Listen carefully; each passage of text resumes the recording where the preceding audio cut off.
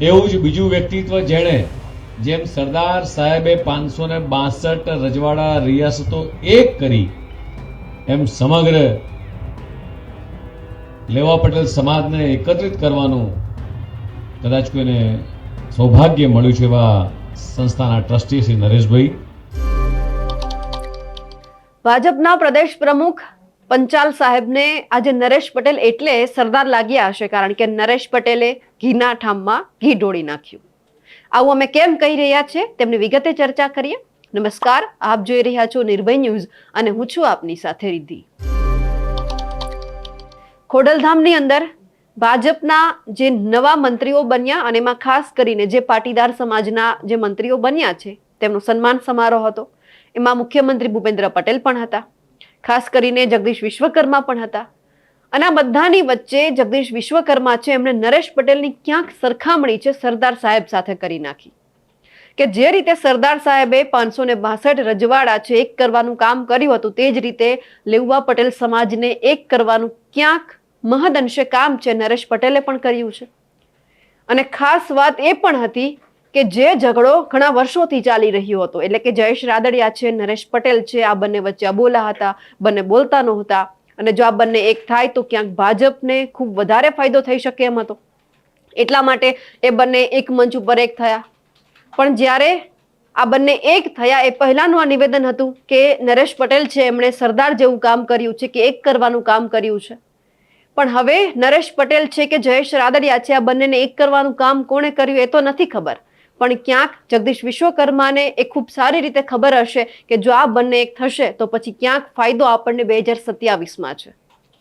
હવે કોણ કોને એક કરી રહ્યું છે, કોણ કોની સાથે નહોતું બોલતું એ તો પણ બીજી વાત હતી, પણ ક્યાંક હાશકારો છે એ સૌથી વધારે જો કોઈને થયો હોય તો એ છે જગદીશ વિશ્વકર્મા. કારણ કે જગદીશ સાહેબને એ પણ ખબર હતી કે જો સ્થાનિક સ્વરાજની ચૂંટણી હોય કે પછી આવનારી 2027ની ચૂંટણી હોય, સૌથી વધારે ડખો હોય તો એ છે સૌરાષ્ટ્ર અને ખાસ કરીને લેઉવા પાટીદાર સમાજની અંદર. કારણ કે બે દિગ્ગજો લેઉવા પાટીદાર સમાજના જો ઝઘડે તો ક્યાંક અંદરો અંદરનો ઝઘડો છે એ આગળ આવે અને સૌથી વધારે ભાજપને નુકસાન કરે, ને એ પણ સૌરાષ્ટ્રમાં. એટલે અડધું કામ તો નરેશ પટેલે કરી નાખ્યું કે જે રીતે આ બંને વચ્ચે સમાધાન થયું, બંને બોલતા થઈ ગયા. અને ક્યાંક સૌથી વધારે હાશકારો અને જો શાંતિ જે થઈ હોય તો એ છે પંચાલ સાહેબને, અને અંદર એ પણ સૌથી વધારે ખુશ થતા હશે કે મારું અડધું કામ તો આમનેમ નીકળી ગયું. અને સૌથી વધારે પંચાલ સાહેબને પણ ખબર છે કે જો આ બધું થયું તો ખરા, પરંતુ પાટીદાર સમાજમાં જય સરદારની સાથે અને ખાસ કરીને જો સૌરાષ્ટ્રની વાત કરીએ તો સૌથી વધારે જય સહકાર પણ એટલું જ મહત્વનું છે. સહકારની વાત આપણને ખબર છે કે જયેશ રાદડિયા સહકારિતા ક્ષેત્રે કેટલું મોટું નામ ધરાવે છે. એટલે બધી બાજુથી જો જોવા જઈએ તો અત્યારે ફાયદો ક્યાંક ને ક્યાંક પંચાલ સાહેબને છે, કારણ કે પોતે નવનિયુક્ત ભાજપના પ્રદેશ પ્રમુખ બન્યા છે. સૌથી વધારે કમાન એમના હાથમાં હોય છે કે કઈ રીતે જ્યાં અંદરો અંદરના ઝઘડા ચાલી રહ્યા છે એમને પણ શાંત કરવાનું. જ્યારે ભાજપ એક થશે તો પછી આગળ છે ભાજપને ફાયદો થવાનો છે, એટલા માટે પણ આ બધું થઈ રહ્યું હોય. અને સૌથી વધારે પંચાલ સાહેબને એ પણ સમજવાની જરૂર છે કે જે રીતે તેઓ ઉપમા આપી રહ્યા છે, લગભગ બધા સમાજ માટે કે આવા વ્યક્તિઓ હોય છે, પણ ક્યાંક આ થોડું વહેલું કહી શકાય કે એમણે સરદાર સાહેબની સાથે નરેશ પટેલને સરખાવ્યા. એ બધાને ખબર છે કે સરદાર સાહેબનું વ્યક્તિત્વ દેશ લેવલે શું હતું, ગુજરાત લેવલે શું હતું, અને નરેશ પટેલનું વ્યક્તિત્વ કેવું છે. એ લગભગ રાજકારણી છે, બધું સમજતા જ હોય છે, પણ કઈ રીતે ઉપમા અપાય ને તમે પણ સારી રીતે સમજી ગયા છો કે આ કયા વેની અંદર વાત કરવામાં આવી છે. સૌથી પહેલા તો આપણે જગદીશ વિશ્વકર્માને સાંભળીએ કે એમણે લેઉવા પાટીદાર સમાજને આડકતરી રીતે શું કહ્યું છે.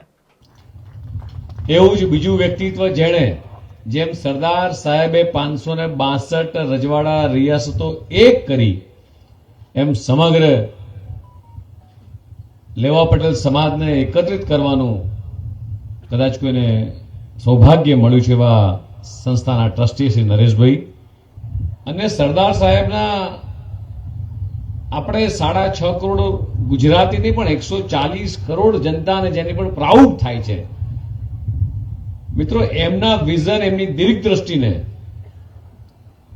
એની અસરો આપણા સમાજના શ્રેષ્ઠીઓ પર ચોક્કસ મને દેખાય છે. આપણા સમાજની અંદર જે દીર્ઘ દ્રષ્ટિ છે, હું અને મનસુખભાઈ ને સીએમ સાહેબ વાત કરતા હતા હમણાં કે ગામની અંદર માત્ર એક ખોયું આપણા સમાજનું હોય, એક ઘર હોય, પણ છતાંય દરેક સમાજના લોકોને એક તાંતણે ભેગે બેસી અને જમાડી શકે અથવા એના ગામમાં કોઈ પણ પ્રશ્ન હોય એ હલ કરી શકે એવી તાકાત ને સૂઝબૂઝ કોઈની અંદર હોય તો મિત્રો આ સમાજની અંદર છે. જગદીશ વિશ્વકર્માને કેમ અચાનક એવું લાગ્યું કે નરેશ પટેલે લેઉવા પટેલ સમાજને એક કરવાનું કામ કર્યું છે? તો કદાચ એવું લાગ્યું કે આ બંનેનો જે આ ડખો છે એ જે રીતે શાંત થયો, નરેશ પટેલે જે એક આગળ કદમ રાખ્યું અને જે બંને વચ્ચેની જે તકરાર હતી એ પૂરી થઈ, એટલા માટે પણ એમને એવું લાગ્યું હશે કે કદાચ જો આ બંને એક થયા તો ક્યાંક સૌથી વધારે ફાયદો એમને છે. પણ વાત અહીંયા એ છે કે સમાજ માટે કોણ સારું કામ કરી રહ્યું છે એ મહત્વનું નથી, રાજકારણ માટે કોણ કામ કરી રહ્યું છે એ પણ મહત્વનું નથી. ફક્ત મહત્વનું એ છે કે ગુજરાત માટે કોણ કામ કરી રહ્યું છે. કારણ કે સમાજ લેવલે જો ડખા હશે તો ક્યાંક અસર છે કોઈ પણ પક્ષને થાય એમ છે. અને સૌરાષ્ટ્રની અંદર હવે ખાસ કરીને જોડવાનું કામ સૌથી વધારે અગત્યનું છે. કારણ કે તૂટી તો રહી છે આમ ભાજપ. આપણે ઘણી બધી વખત જોયું છે કે અલગ અલગ જિલ્લામાં આમ આદમી પાર્ટી છે તે વ્યાપી રહી છે. વિસાવદરની અંદરથી જે રીતે ડખો આગળ આવ્યો, જે વિસાવદરવાળી શબ્દનો પ્રયોગ થયો અને એ પછી ઘણા બધા પાટીદાર સમાજના જે કાર્યકર્તાઓ છે, લોકો છે, એ ક્યાંક આમ આદમી પાર્ટીની તરફ ઢળતા આપણને દેખાયા. કારણ કે એક તરફ જોવા જઈએ તો પાટીદાર સમાજમાં ફક્ત આપણે વાત કરીએ કે નરેશ પટેલ કે પછી જે જયેશ રાદડિયા બંને જ નથી. સામે પક્ષે જોવા જઈએ તો ગોપાલ ઇટાલિયા પણ છે, જે અત્યારે વિસાવદરના ધારાસભ્ય છે. એટલે ક્યાંક એવું લાગ્યું હશે ભાજપને કે જો આ બંનેનો ડખો છે શાંત ન થાય તો પછી ફાયદો ક્યાંક આમ આદમી પાર્ટીને થઈ શકે એમ છે. એટલે મનામણા પણ થયા છે, રિસામણા પણ આપણે સૌથી પહેલા જોયા કે ઇફકોની ચૂંટણીથી જે શરૂ થયું અને એ પછી અલગ અલગ વેમાં આપણને દેખાયું, મંચ ઉપરથી દેખાયું. પણ સ્વાભાવિક છે કે જયેશ રાદડિયાને આપણે હંમેશા આખા બોલા નેતા તરીકે જોયા છે કે જાહેર મંચ ઉપરથી ગમે તે બોલી દે છે સમાજના શ્રેષ્ઠીઓ માટે કે જેમણે સમાજ માટે કંઈ નથી કર્યું, ફક્ત સમાજના લોકોને પાડવાનું કામ કર્યું છે. સામે પક્ષે આપણે નરેશ પટેલને પણ જોયા છે કે જાહેર મંચ ઉપરથી ક્યારે એવું નિવેદન નથી આપતા કે જે સમાજના લોકોને અસર કરે, સમાજના નેતાઓને અસર કરે. એટલા માટે હવે ભાજપ છે તે પોતાની આગવી રણનીતિ છે તે બનાવી રહી છે અને આ બંનેને સમજાવવાનો એક પ્રયત્ન ક્યાંક સફળ પણ થયો હોય, સમાધાન થઈ ગયું એટલે સ્વાભાવિક છે કે ક્યાંક શાંતિ છે આખા ભાજપને થઈ હોય કે હાશ હવે 2027 કે પછી સ્થાનિક સ્વરાજની ચૂંટણીમાં વધારે મહેનત નહીં કરવી પડે. મહેનત તો કરવી પડત કે જો આ બંનેનો ડખો લાંબો ચાલ્યો હોત. કારણ કે સ્વાભાવિક છે કે આ બંને અલગ અલગ દિશામાં આગળ વધે તો પછી બંનેની અંદર ફાંટા પણ પડે, બંનેના કાર્યકર્તાઓ અલગ અલગ દિશામાં કામ કરે, અલગ અલગ લોકો બંને સાથે જોડાય એટલે લેઉવા પાટીદાર સમાજના બે ફાંટા સીધા જ પડી જાય તો પછી ડખો છે ક્યાંક અલગ અલગ ચૂંટણીમાં પણ દેખાય. પણ ખાસ કરીને હવે જે વ્યક્તિત્વની વાત છે તો કદાચ જગદીશ સાહેબને સૌથી વધારે ખબર હશે કે તેઓ કેમ બોલ્યા છે, એમની અંદર શું ચાલી રહ્યું હતું, કે એમને શું લાગ્યું કે જો આ બંને સાથે થયા છે તો એમને શું ફાયદો થવાનો છે. આખરે એ તો છે પ્રદેશ પ્રમુખ. એટલે અમારા અહેવાલને લઈને આપનું શું માનવું છે કમેન્ટ કરીને ચોક્કસથી જણાવજો. સાથે જ અમારી નિર્ભય ન્યૂઝ ચેનલને લાઇક, શેર અને સબસ્ક્રાઇબ કરવાનું ભૂલશો નહીં. નમસ્કાર.